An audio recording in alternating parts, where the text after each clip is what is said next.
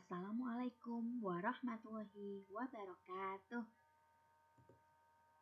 Selamat pagi anak-anak. Bagaimana kabarnya hari ini? Masih tetap semangat untuk belajar di pagi hari ini ya? Baiklah, kembali bersama Bu Ike.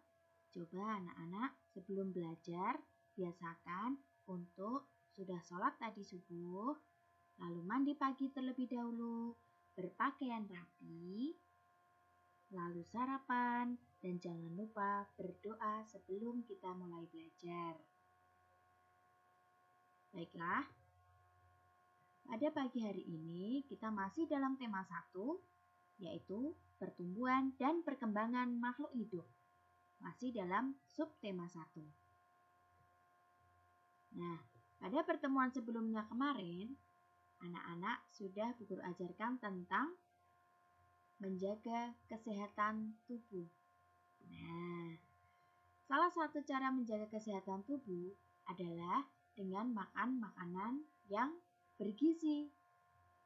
Nah, makan juga merupakan salah satu ciri makhluk hidup yang sudah kita pelajari pada pertemuan sebelumnya. Sudahkah anak-anak sarapan di pagi hari ini? Coba tadi anak-anak sarapan pakai sayur atau tidak? Nah, perlu diperhatikan ya, gizi yang harus kita makan setiap harinya. Nah, sebelum kita makan, apa sih yang harus kita lakukan? Nah, sebelum kita makan, ada beberapa hal yang harus kita lakukan. Di antaranya, makanan yang kita makan harus dalam keadaan bersih. Misalnya di sini ditutup dengan tutup saji. Kenapa kok harus ditutupi?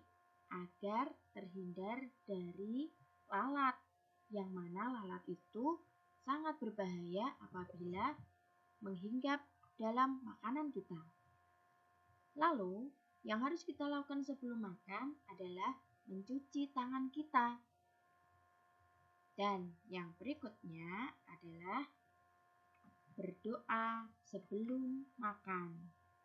Nah, kegiatan ini merupakan wujud syukur kita terhadap pengamalan Pancasila pertama, yaitu ketuhanan yang Maha Esa. Jadi, jika kita sudah makan sesuai kebutuhan, menjaga kebersihan, serta berdoa sebelum dan sesudah makan, berarti kita sudah melaksanakan sila pertama dalam Pancasila.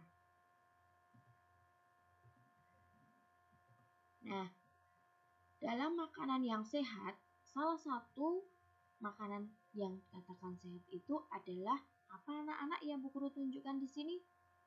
Iya, ini adalah susu. Pernahkah anak-anak minum susu? Siapa yang hari ini sudah minum susu? Atau lebih suka susu yang seperti ini? Ya, sama saja ya. Susu itu dihasilkan dari susu perahan sapi. Nah, di sini ada sapi yang sedang diperah, kemudian dihasilkan susunya, lalu diolah. Ada yang menjadi susu murni asli, ada pula yang diolah oleh pabrik yang kemudian dikemas dalam bentuk susu kotak. Anak-anak pasti suka sekali kan dengan susu kotak seperti ini?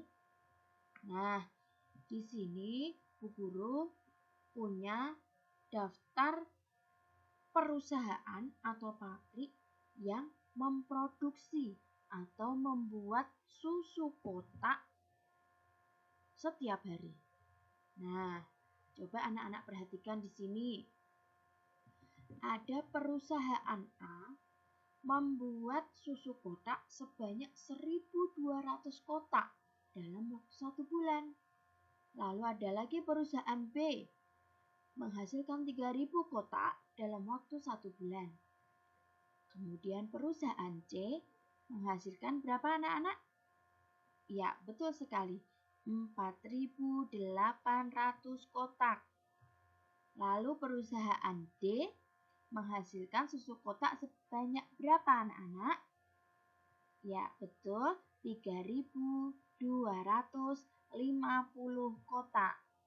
Dan yang terakhir, perusahaan E menghasilkan susu kotak sebanyak 2.200 kotak. Nah, dari 5 perusahaan ini, semua membuat susu kotak dengan jumlah yang berbeda-beda. Coba sekarang, Guru punya pertanyaan. Manakah perusahaan yang menghasilkan susu kemasan kotak paling banyak setiap bulan? Coba anak-anak cari perusahaan mana yang susu kotaknya diproduksi paling banyak. Siapa yang bisa? Iya, betul sekali. Perusahaan C. Karena di sini menghasilkan 4.800 kotak dalam waktu 1 bulan. Dibanding dengan perusahaan lain, ternyata perusahaan C itu paling banyak. Pertanyaan yang selanjutnya. Manakah perusahaan yang menghasilkan susu kemasan kotak paling sedikit setiap bulan? Ayo, anak-anak cari amati di tabel ini. Manakah yang paling sedikit? Iya, betul sekali. Perusahaan A. Berapa anak-anak kok paling sedikit? Iya, 1.200 kotak. Nah, untuk selanjutnya, Guru punya pertanyaan kembali. Berapa jumlah susu kemasan kotak yang dihasilkan oleh perusahaan A dan D? 2 perusahaan. Lalu bagaimana ya? Nah, kita lihat dulu keterangannya. Perusahaan A menghasilkan 1.200 kotak. Kemudian perusahaan D menghasilkan 3.250 kotak. Lalu jumlah semuanya menjadi 1.200 ditambah 3.250. Bagaimana cara menghitungnya?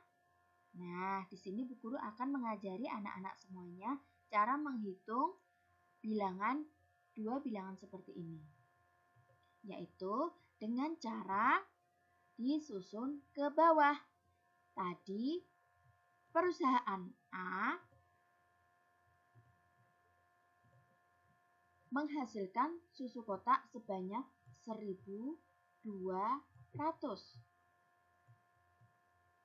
Lalu perusahaan D sebanyak 3.250.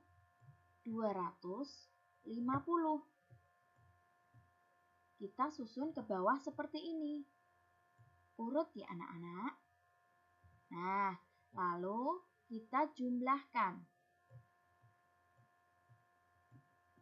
Mulai dari bilangan paling belakang. 0 ditambah 0 berapa anak-anak? Ya, 0. Lalu 0 ditambah 5 berapa anak-anak? 5. Selanjutnya 2 ditambah 2 berapa anak-anak? Ya, 4. Lalu 1 ditambah 3 hasilnya 4. Nah, ini dia.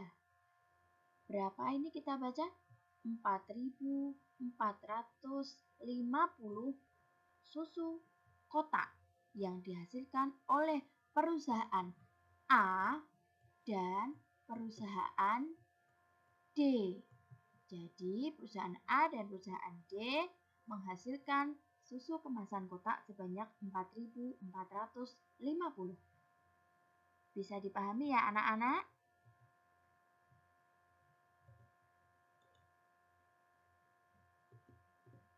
Untuk selanjutnya, Bu Guru memiliki beberapa pertanyaan yang ada di buku paket kalian halaman 44.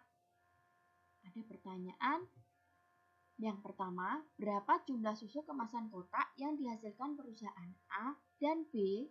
Maka anak-anak perlu mengamati di sini. Perusahaan A sebanyak 1.200. Perusahaan B sebanyak 3.000. Maka anak-anak jumlahkan antara jumlah kemasan kotak perusahaan A dan perusahaan B. kita jumlahkan dengan cara disusun bawah seperti tadi. Yang nomor 2, berapa jumlah susu kemasan kotak yang dihasilkan perusahaan B dan E? Maka anak-anak cari B berapa dan perusahaan E berapa, lalu dijumlahkan dengan cara disusun ke bawah. Bisa dipahami ya anak-anak? Nomor 1, 2, 3, sampai dengan 5 caranya sama dengan disusun ke bawah.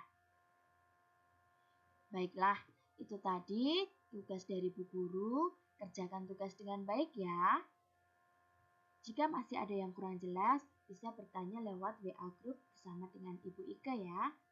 Kemudian, setelah selesai nanti, jangan lupa anak-anak untuk membereskan perlengkapan belajar. Berterima kasih kepada orang tua karena telah mendampingi anak-anak saat belajar. Dan jangan lupa berdoa sesudah belajar agar ilmu yang kalian pelajari bermanfaat nantinya.